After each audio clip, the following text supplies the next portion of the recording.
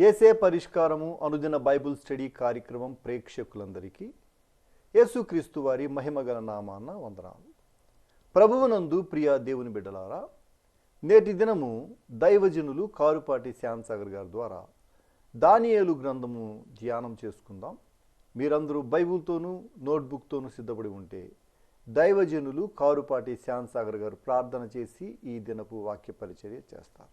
ప్రభువునందు ప్రియ దేవుని బిడ్డలారా, నేటి వాక్య ధ్యానం కొరకు సహకారాన్ని ఇస్తున్న కుటుంబం ఏలూరు పడమర వీధి వాస్తవ్యులు జి ప్రీతి గారి జన్మదినము సందర్భంగా భర్త మురళీధర్ గారు, కుమార్తె సత్య, తల్లిదండ్రులు గొల్లమందల విజయరావు కృష్ణకుమారి దంపతులు.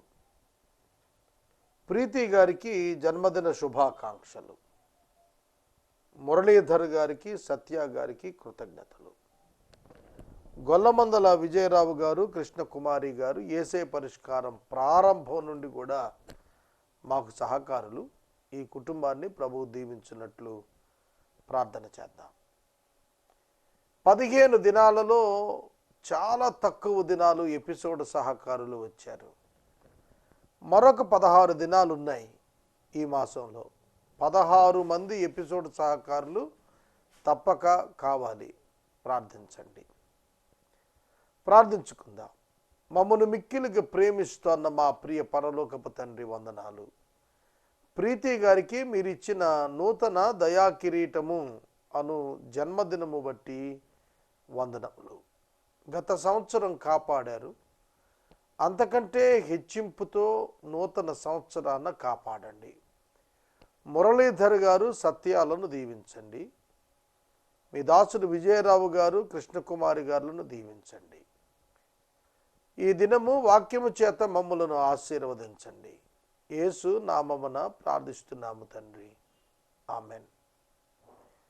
ప్రభువునందు ప్రియ దేవుని బిడ్డలారా, దయచేసి మీ పరిశుద్ధ బైబిల్ గ్రంథాన్ని తెరవండి. దానియేలు గ్రంథము 9వ అధ్యాయము మీ ఎదుట ఉంచుకోండి. దానియేలు మాదియా రాజైనటువంటి అహష్వారోషు యొక్క కుమారుడైన దర్యావేషు యొక్క కాలంలో మొదటి సంవత్సరంలోనే 70వ సంవత్సరం చరాకాలం ముగిసిపోతున్నట్లు గ్రహించాడు. ఆ సందర్భంలో ప్రభువు సన్నిధిలో అతడు చేసిన ప్రార్థన, అలాగుననే అంత్యకాలంలో జరిగేటువంటి విషయాల యొక్క సమాహారం ఇందులో వివరించబడింది. మొదటి వచనం నుండి చదువుకుందాం. మాదీయుడగు అహష్వేరోషు యొక్క కుమారుడైన దర్యావేషు కల్దీయుల పైన రాజు ఆయను. ఈ కల్దీయుల యొక్క రాజైనటువంటి దర్యావేషు చాలా తక్కువ కాలం పరిపాలించాడు. మాదీయుల యొక్క రాజ్యం చిన్న రాజ్యం, అది ఎక్కువ కాలం నిలవలేకపోయింది. పారసీకుల మాదీయులను తొలగింపజేసుకుని వచ్చారు.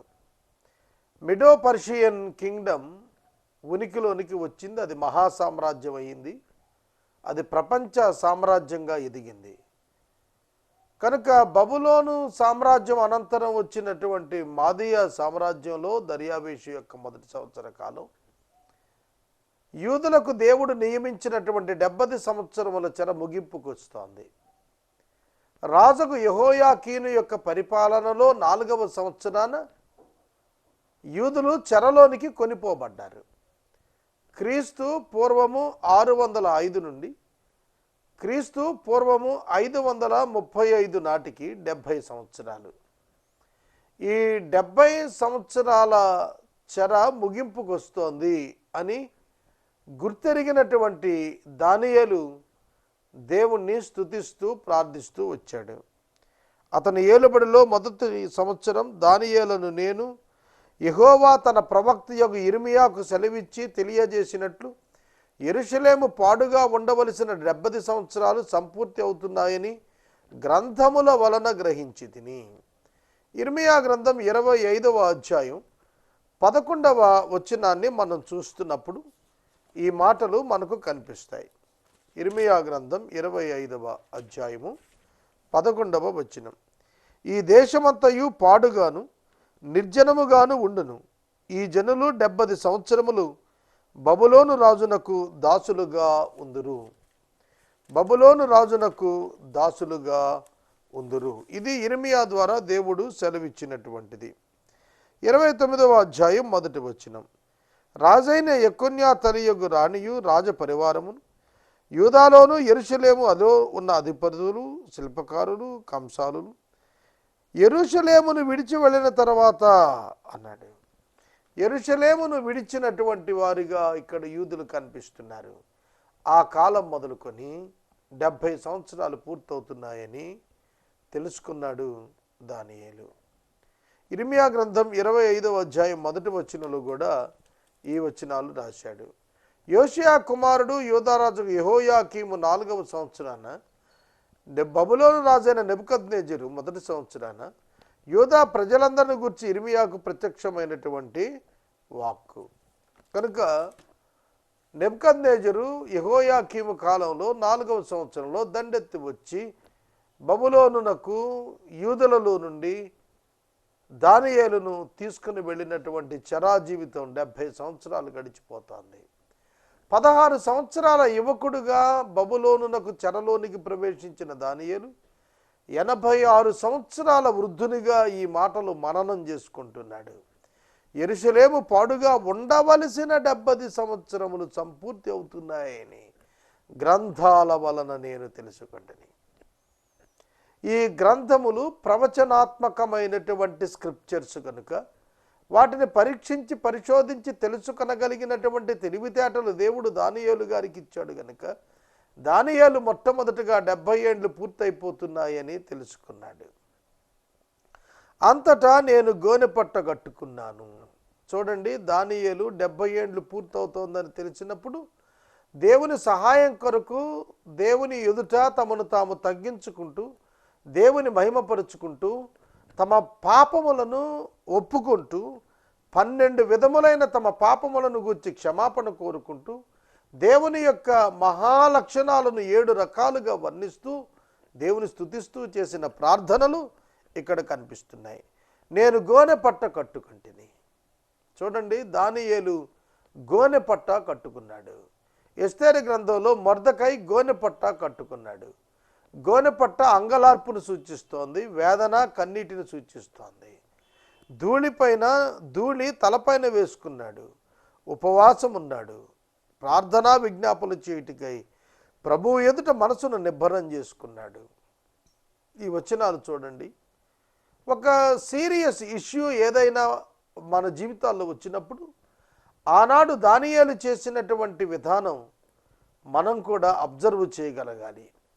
బూడిద పూసుకోవాల్సిన పని లేదు, దుఃఖంతో ఉన్నట్టు బయటకు కనపడాల్సిన పని లేదు. నీవు గదిలోనికి వెళ్ళి నీవు తలుపు వేసుకుని నీ రహస్యమందున్న దేవునికి నీవు ప్రార్థించినప్పుడు రహస్యమందున్న దేవుడు నీ ప్రార్థన ఆలకించి దానికి బహిరంగాన జవాబిస్తాడు. దానియేలు కాలంలో అయితే అతడు ఉపవాసం ఉన్నాడు, తలపైన బూడిద పోసుకున్నాడు, గోనెపట్ట కట్టుకున్నాడు, ప్రార్థిస్తున్నాడు, విజ్ఞాపన చేస్తున్నాడు, అతని మనసును నిలుపుకున్నాడు. ఇది ప్రధానమైన అంశం. మనసు నిలుపుకోవాలి. మనసు ఒక గొప్ప చదరంగం, మనసు ఒక యుద్ధ రంగం. ఈ మనసును నియంత్రించుకోవటం మనం నేర్చుకోవాలి. దానియేలు మనసును స్థిరపరుచుకొని ఒక బలమైనటువంటి తీర్మానం క్రిందకు తీసుకుని వచ్చి దానిని అమలుపరిచి ప్రార్థనలో కూర్చున్నాడు, ఉపవాసం ఉన్నాడు, గోనెపట్ట కట్టుకున్నాడు, ధూళి పోసుకున్నాడు. అతని మనోవేదనకు ఇది తార్కాణంగా కనిపిస్తోంది. నేను నా దేవుడైన యెహోవా ఎదుట ప్రార్థన చేసి ఒప్పుకొన్నది ఏమనగా 7 kinds of goodness and the attributes of God. 7 విధాలుగా దేవుని మహిమపరుస్తూ అతడు ఒప్పుకుంటున్నాడు. ప్రభువా, మహాత్మ్యము గల భీకరుడవగు దేవా, నీ ఆజ్ఞలను అనుసరించి నడుచుకున్న వారి ఎడల నీ నిబంధనను నీ కృపను జ్ఞాపకం చేయువాడా. మేమైతే నీ దాసులకు ప్రవక్తలు నీ నామాన్ని బట్టి మా రాజులకు మా అధిపతులకు మా పితరులకు యూదయ దేశంలో జనులందరికీ చెప్పిన మాటలను ఆలకింపక నీ ఆజ్ఞలను నీ విధులను అనుసరించుట మాని పాపులమును దుష్టములనై చెడుతనమందు ప్రవర్తిస్తూ తిరుగుబాటు చేసిన వారము. 4వ వచనం నుండి 6వ వచనం వరకు ఉన్న 3 వచనాల్లో తమను తాము గుర్తెరిగి మాట్లాడుతున్నాడు. దేవుని ఘనతను ఒప్పుకుంటున్నాడు. దేవా యెహోవా, నీ ఎదుట నేను ప్రార్థిస్తున్నాను, నేను ఒప్పుకుంటున్నాను. ఈ 2 పదాలు అతి ప్రాముఖ్యం. ఎజ్రా దేవుని ఎదుట ప్రార్థించాడు, ప్రజల పాపాలను తాను ఒప్పుకున్నాడు. తన పాపాన్ని ఒప్పుకోవటం కాదు, ప్రజల పాపాన్ని దేవుని ఎదుట ఒప్పుకున్నాడు ఎజ్రా. దానియేలు ప్రజల పాపాన్ని దేవుని ఎదుట ఒప్పుకుంటున్నాడు. సోదరుడా, సోదరి, taking the responsibility of the sin of the juice, యూదుల యొక్క పాపానికి బాధ్యత తీసుకొని క్షమాపణ కోరుతున్నాడు. మనం కూడా ప్రార్థించాలి. మన దేశము విగ్రహారాధన దేశం. మన యొక్క దేశము యొక్క దుస్థితిని గురించి దేవుని సన్నిధిలో మనం ప్రార్థించాల్సిన అవసరత ఎంతైనా ఉన్నదని ప్రభువు పేరట నేను మనవి చేస్తున్నాను. సత్యవంతుడైన దేవుని ఎరుగక మనుషులు ఆధ్యాత్మిక అంధకారంలో కొనసాగుతున్నారు. ఇక్కడ వ్రాస్తున్నాడు, నేను నా దేవుడైన యెహోవా ఎదుట ప్రార్థన చేస్తున్నాను. దేవా యెహోవా, భీకరుడా, మహత్యము కలిగిన వాడా, ఆజ్ఞలను అనుసరించు నడుచువారి ఎడల నిబంధనను నీ కృపను జ్ఞాపకం చేసుకునేవాడా. ఫెయిత్ఫుల్ గాడ్, నమ్మదగిన దేవుడు. ఎవరైతే ఆయన ఆజ్ఞలను అనుసరించి నడుస్తారో వారికి కృప చూపుతాడు, నిబంధన నెరవేర్చు దేవుడై ఉంటున్నాడు. కండిషనల్ బ్లెస్సింగ్స్ దేవుడు యూదులకు వాగ్దానం చేశాడు. మీరు ఈ విధంగా జీవిస్తే నేను ఫలానా విధంగా మిమ్మల్ని ఆశీర్వదిస్తాను అన్నాడు. మోషే ద్వారా దేవుడు ముందస్తుగానే దీవెనలు చెప్పాడు, శాపాలు కూడా చెప్పాడు. దీవెన అనుభవించే దిక్కుగా మీ ప్రవర్తన ఉంటే మీరు శ్రేష్ఠులు, శాపం అనుభవించే దిక్కుగా మీ యొక్క జీవితం ఉంటే మీరు దారిద్ర్యతలో ఉన్నవారవుతారు అని అన్నాడు.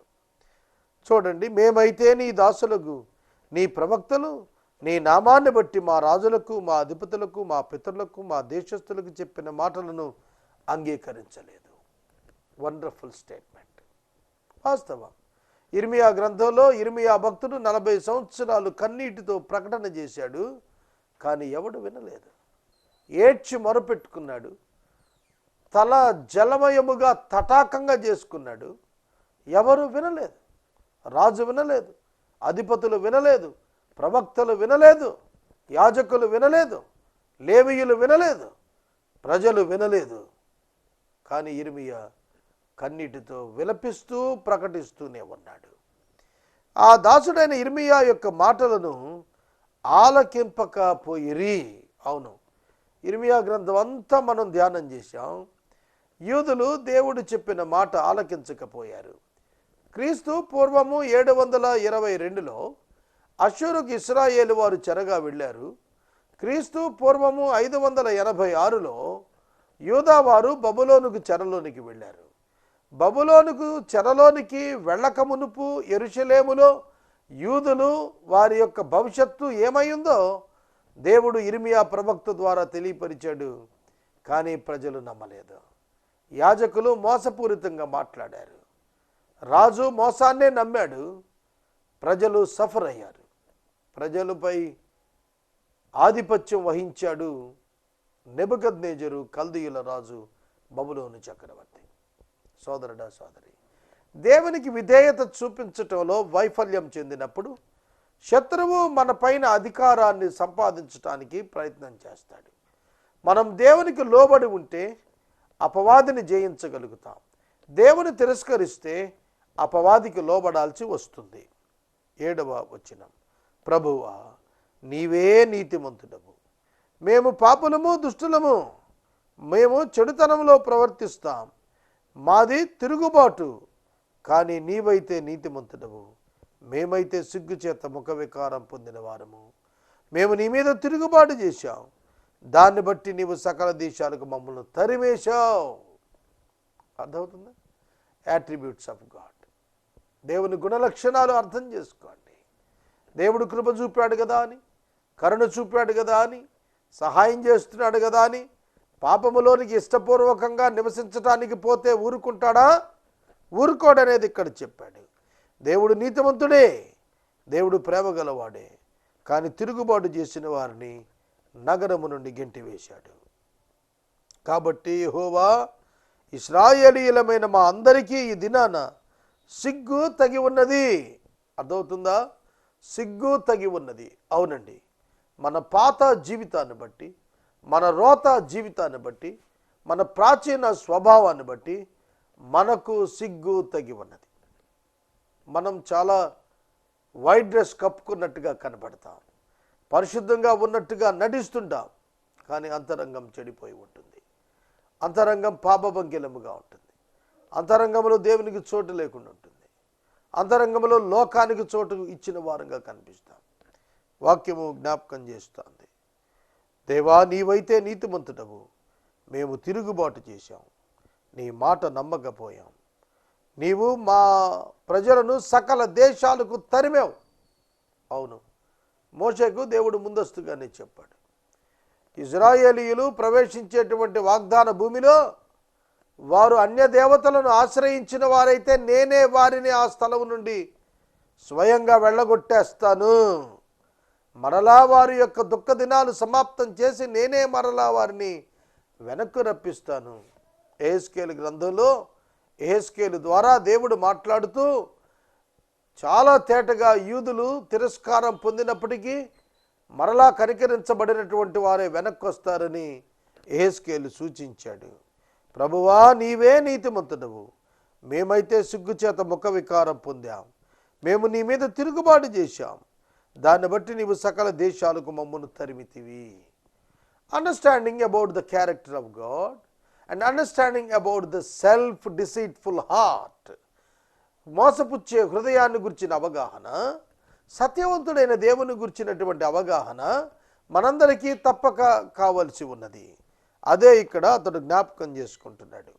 మేము ఒకప్పుడు తిరుగుబాటు చేసిన వారం, పరదేశులుగా ఉన్నాం, మాకు ఈ సిగ్గు ఈ దినాన తగి ఉన్నది. This judgement is just for you. మాకు ఇది న్యాయమైనటువంటిది. శిలువ మీద దొంగలు ఇరువురు, యేసు కుడి ఎడమ ప్రక్కల వేలాడదీయబడిన వారు ఒకడు మరొకడితో మాట్లాడుతున్నప్పుడు ఇది మనకు న్యాయమే, ఈ శిక్ష మనకు న్యాయమే అని ప్రకటన చేశాడు. దానియేలు కూడా అంటున్నాడు, yes lord, we are worthy to receive this punishment, we are eligible, మేము అర్హులమే, మేము తగిన వారమే ప్రభు, ఈ సిగ్గు మాకు రావాల్సిందే, దానికి మేము అర్హులమే ప్రభు అని ఒప్పుకుంటున్నాడు. ప్రభువా నీకు విరోధముగా పాపము చేసినందున మాకును మా రాజులకును మా అధిపతులకును మా పితరులకును ముఖము చిన్నబోనట్లుగా సిగ్గే తగి ఉన్నది. దేవునికి విరోధముగా పాపము చేయుట అనగా దేవుని మాటకు లోబడకపోవుట, దేవుడు ఇచ్చినటువంటి ఆజ్ఞలకు లోబడకపోవుట, దేవుని గుణలక్షణాలకు అనుకూలముగా ఉండలేకపోవుట. ఎప్పుడైతే మనం ఆ విధంగా చేశామో మన జీవితాలకు సిగ్గు ఎదురు చూస్తుంది. ఆదికాండం 3వ అధ్యాయంలో దేవుడిచ్చిన ఒకే ఒక ఆజ్ఞ పాటించలేకపోయారు ఆ భార్యాభర్తలు, ఆది దంపతులు.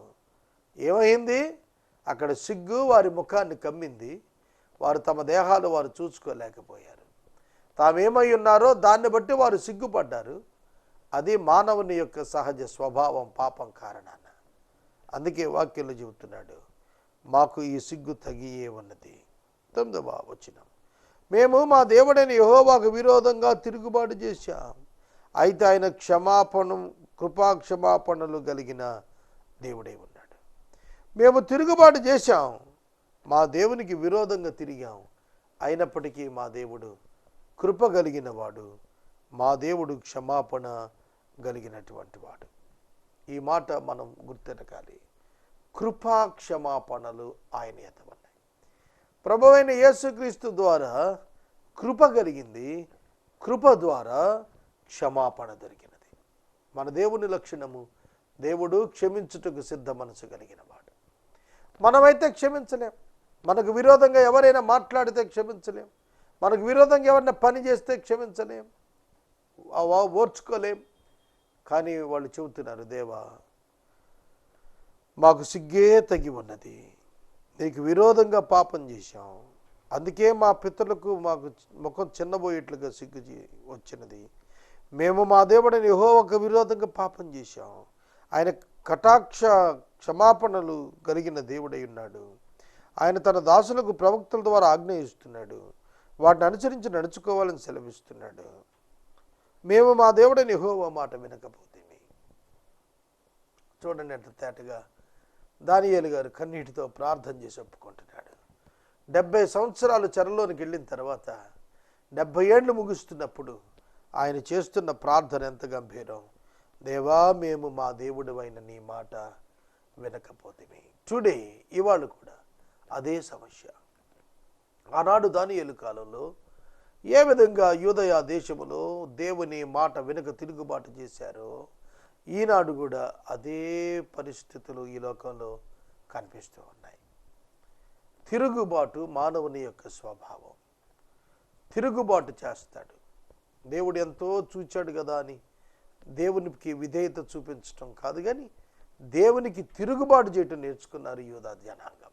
దానియేలు దేవాది దేవుని ఎదుట తన పాపాన్ని ఒప్పుకుంటున్నాడు, తమ ప్రజల పాపాలను ఒప్పుకుంటున్నాడు. ఆయన తన దాసులకు ప్రవక్తల ద్వారా మాకు ఆజ్ఞలు ఇచ్చాడు, వాటిని అనుసరించి నడుచుకోవాలని చెప్పాడు. కానీ మేమే దేవుని మాట వినకపోయాము. The fault is not with God, the fault is with us. They admit this. అర్థమవుతుందా? వారు దేవుని యొక్క కృపను బట్టి, ప్రియ సహోదరుడా సహోదరి, పాపము చేసి ఉన్నాము అని వారు ఒప్పుకుంటున్నారు. మేము తిరుగుబాటు చేసి ఉన్నాము. దేవుడు ఆజ్ఞలు ఇచ్చాడు, దేవుని పక్షంగా దోషం లేదు. మేమే ఆజ్ఞలు పాటించలేకపోయాం. కాబట్టి మోషేకు నువ్వు చెప్పావయ్యా, ముందే నేను శపిస్తాను అన్నావు, ప్రమాణం చేశావు, ఆ శాపం మా మీద కృమ్మరించావు. What is the curse here? Separating from God and his place. దేవుని మందిరం ఉన్నటువంటి స్థలము నుండి వారు వేరు చేయబడిన వారై వేరొక స్థలానికి పంపించబడ్డారు. దానిని శాపంగా రాస్తున్నాడు దానియేలు భక్తుడు. Separating from the presence of God is nothing but the curse in our lifes. కయీను హేబెలును చంపేశాడు. చంపిన తరువాత దేవుడు అతని నుదుట మీద ముద్ర వేశాడు. ముద్ర వేసినప్పుడు అతడు ఈ దోష శిక్ష భరింపజాలనంత గొప్పది, నన్ను కనుగొన్నవాడు నన్ను చంపుతాడన్నాడు. కనుక అలాగే యాకోబు సోదరుడు ఏశావు, తండ్రి ఒక్క దీవెనే అయినా లేదా అని ఏడ్చాడు. అర్థమవుతుందా? అవకాశం తప్పిపోయిన తరువాత హృదయంలో ద్వేషం పెట్టుకుని మనం జీవించినప్పుడు సమస్త విధములైన శపితమైనవే మన మీదకు వస్తాయి. యెరూషలేములో జరిగిన కీడు మరి ఏ దేశములోనూ జరగలేదు. అండర్లైన్ చేయండి. యెరూషలేం అంటే ఏమిటి? దేవుని యొక్క నివాస స్థలం ఉన్న పట్టణము, సియోను మందిరము ఉన్నటువంటి పట్టణము యెరూషలేము. ఈ యెరూషలేము పట్టణంలో జరిగిన కీడట ఎక్కడా జరగలేదు, ఎన్నడూ జరగలేదు. The place of peace, a city of peace, శాంతి పట్టణముగా పేరుగాంచిన దేశములో ఏమి జరిగినదట? కీడు జరిగినది. కీడు ఏ దేశములో లేనంతగా ఈ దేశంలో కీడు జరిగింది. హ్యూమన్ అప్రెషన్, మనుషులను అణగదొక్కేశారు. స్వజాతీయులనే అణగదొక్కినటువంటి దౌర్భాగ్య స్థితిలో ఆనాడు చెరకు వెళ్లే ముందు యెరూషలేము పట్టణం దిగజారిపోయిందని దానియేలు జ్ఞాపకం చేసుకుంటున్నాడు.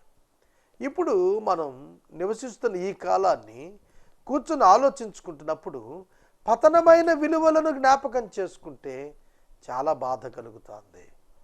చాలా బాధ కలుగుతుంది. ఎదుటివాడు చనిపోతున్నా లెక్క చేయక లంచగొండితనాన్ని ఆహ్వానిస్తున్నారు. ఎదట వ్యక్తులు చచ్చిపోతున్నా ఆ యొక్క మద్యం మీద ఆదాయాన్ని ఆశపడుతూ ఉన్నారు. ఆలోచిస్తున్నారా?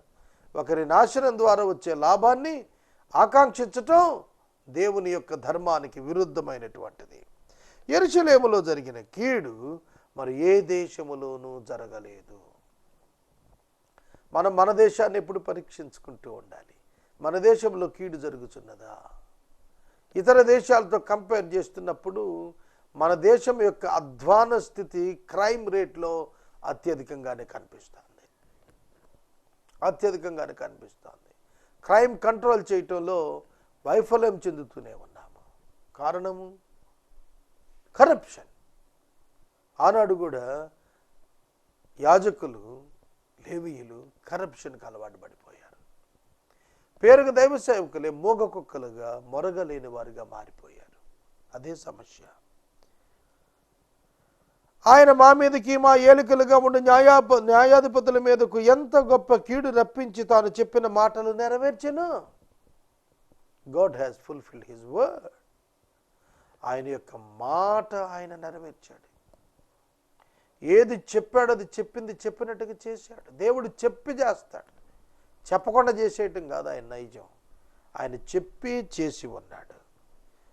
న్యాయాధిపతుల మీద, ఏలికల మీద, ప్రజల మీద గొప్ప కీడు రప్పిస్తా అన్నాడు, రప్పించి తీరాడు. మోషే ధర్మశాస్త్రమందు రాసిన కీడంతా మాకు సంభవించినను మేము మా చెడు నడవడి మానకపోతిమి. This is very bad.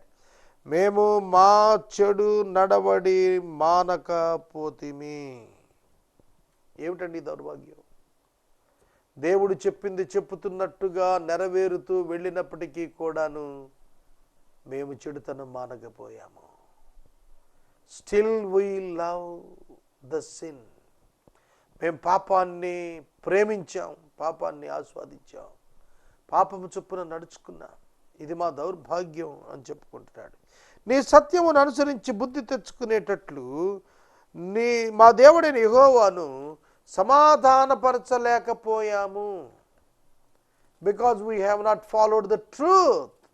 దేవుణ్ణి సమాధాన పడాలంటే సత్యములోనికి రావాలి. Reconciliation is possible with God only through following the faith, following the truth. సత్యమును అనుసరించి వెంబడించుట ద్వారా మాత్రమే దేవునితో సమాధానపరచబడగలం. సత్యాన్ని అంగీకరించకుండా, సత్యములోనికి మనం రాకుండా దేవునితో సమాధానం ఎక్కడ వస్తుంది? కనుక సమాధానం రావాలి అంటే సత్యాన్ని ఆశ్రయించాలి. మేము మా దేవుడైన యెహోవా మాట వినలేదు గనుక ఆయన సమస్త కార్యముల విషయం న్యాయస్థుడై ఉండి సమయం కనిపెట్టి మా మీదకి కీడు రప్పించెను. సమయము కనిపెట్టి, in his time, particular period, ఆయన అనుకున్న కాలంలో ఆయన అనుకున్న విధంగా మా పైన కీడు రప్పించాడు. ప్రభువా మా దేవా, నీవు నీ బాహుబలం వలన నీ జనమును ఐగుప్తు నుండి రప్పించడం వలన ఇప్పటి వరకు నీ నామానికి ఘనత తెచ్చుకుంటావు. మేమైతే పాపం చేశాం, చెడు నడతలు నడిచాం. నీవైతే మంచి పనులు చేశావు, మేమైతే చెడు నడతలు నడిచాం. నీవైతే ప్రభు ఘనత తెచ్చుకున్నావు, మేమైతే ఘనత పోగొట్టుకున్నాము. అర్థమవుతుందా? దేవుడు మనకు ఘనతనివ్వాలని కోరితే మనము ఘనతను పోగొట్టుకోవటానికే ఇష్టపడ్డాం. కారణం మన యొక్క పాపమే. అదే చెబుతున్నాడు దానియేలు. మేము పాపాన్ని లక్ష్యం చేశాము, పాపమును కొనసాగించాము, ఆ కారణం చేత ఘనత పోగొట్టుకున్నాం, ఆ కారణం చేత దేశాన్ని వదిలిపెట్టుకున్నాం, ఆ కారణం చేత చెరలోనికి వెళ్ళాము. You are justful lord, you are righteous god, you are great lord. దేవా, నువ్వు గొప్పవాడు, మహత్యం గలవాడు. మేమైతే పాపులమే, మమ్ములను క్షమించు. దానియేలు యొక్క ప్రార్థన మనం కూడా చేద్దాం.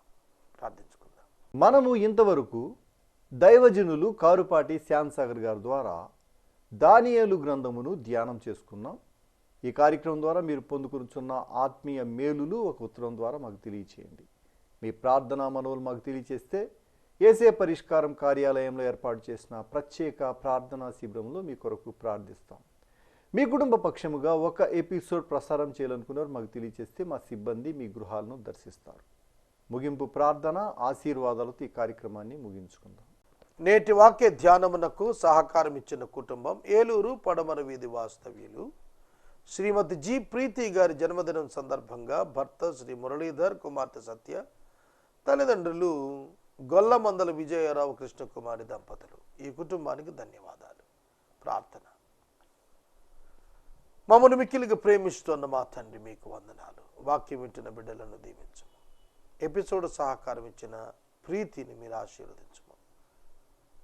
విజయరావు గారు, కృష్ణకుమారి గారు, మురళీధర్ గారు, సత్య గారు దీవించబట్టకు సహాయం చేయండి.